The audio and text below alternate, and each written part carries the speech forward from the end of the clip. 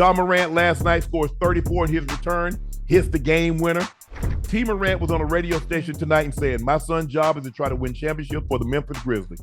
Face of the league, that comes from other people's opinions. Second, there have been a lot of faces of the league that have done way worse things than my son. So while my son is under the guillotine again, you cannot do this to me. You cannot double standard me and talk about the face of the league. T, does he understand? And I think he's trying to make reference to the guy that we were just talking about here in LA for what transpired to him. I think it was 2003. Does he know that we're in a different time now, 2003 and 2023? That there's this thing to call the Me Too movement. We just saw Jonathan Major basically lose his career over a situation. I mean, T, what are we missing? I mean, does he not understand that the NBA is a private business? They set the rules. They said your son's behavior, although he broke no law, but he broke the NBA's law because they get to set it because they're a private business. Do you understand? Like, private business can say no trespassing, and you can't go there. So I don't get what T is missing. Maybe I'm missing something. Maybe I'm a little older than you, Gil. So maybe you can help me understand what I'm missing. The ruthlessness of rules, right? Okay, so we have Josh Giddey, right? Yes. The NBA is doing exactly what the NBA is supposed to do. Wait till there's a guilty verdict before you penalize, right? That's the American way. What? Innocent until proven guilty, right? Correct. Right. There's only a few people that's been penalized before being proven guilty. I was one of them, right? I was one. Ja was one. The worst thing you ever want in a suspension is detrimental to the team, because that can be one game or 82. There's no time capsule on this thing, right? Okay. So in a sense, Ja would rather have had a gun suspension because that's only 1 to 3 to 5, 7 games, right? You don't want to be suspended for your behavior because that can mean anything, right? That's just get you off the court, right? It's made up at the point, right? So he would have rather said, hey, I had a gun, give me 1 or 3 games, because that's your gun law. 1 or 3 games, most that was somebody shooting it.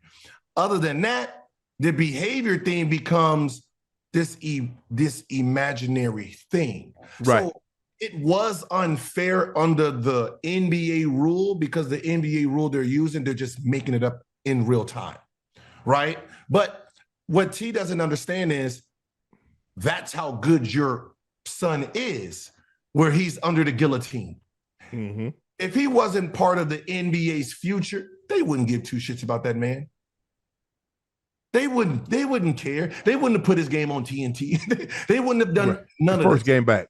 Yeah, but because who he is and how he plays, he's under a microscope that he cannot do the things he's doing.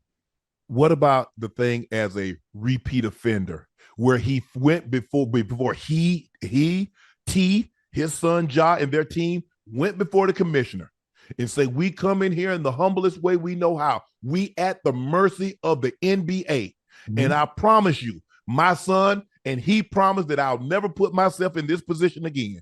And guess what? He goes through the drive-through rehab, and he stayed 24 hours. And the next thing you know, 2 months later, he right back on IG waving that thing. So what about that? Yeah, okay. The first time, I get it. We all make mistakes. And I'm a firm believer, the biggest, the way you can change behavior is the best apology. So you said, you ain't got to worry about me, Commissioner. I'm done with that. And 2 months later, what I'm supposed to do with that, Gil? The same exact thing they did. because I did it at 28. Right. Which makes me the idiot, right? Because you old enough to know. Yeah, I know better, right? Being Superman, right? You got the world at your hands. You have Superman power. When you walk in places, you are Ja Morant. When you walk in buildings, shit gets shut down. When you go to a restaurant, they're paying for it. With all the money in the world, the behavior he's doing is just immature because that's all he knows, right? Right. It's what he knows. You got a guy who's a kid. When we say kid, we're saying he's just out of college with all the money in the world.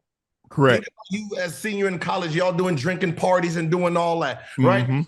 It's a different now. Let me give you 200, 300 million. You can buy everything. You will have this sense of I'm untouchable, right? And we all fall through it. A lot of us fell through it. He's going to go through it some more. Other players are going to go. You feel you're untouchable.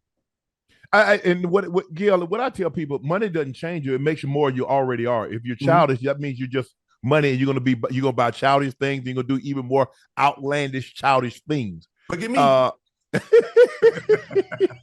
So with this, let me ask you a question, because it doesn't look like the family of the kids, the family of the young lady with the Josh Giddey situation here, it doesn't look like they're cooperating, but they have hired an attorney. And so it looks like a settlement is going to happen. What do you believe the NBA will do, or what do you think they should do? Okay, so the fact that from what we've heard, this has been a year ago, right? So everyone's been aware for a year. The problem is, what evidence does anyone have, right? Besides a picture and words, right? That's all we know now, that this is a picture of them two, and someone wrote their own title on it, right? At this point, that's all we know. So if there's a settlement that happens, we will never know about it. Correct. Right? So the NBA would not be able to do anything anyway, or he can have a lawsuit against them.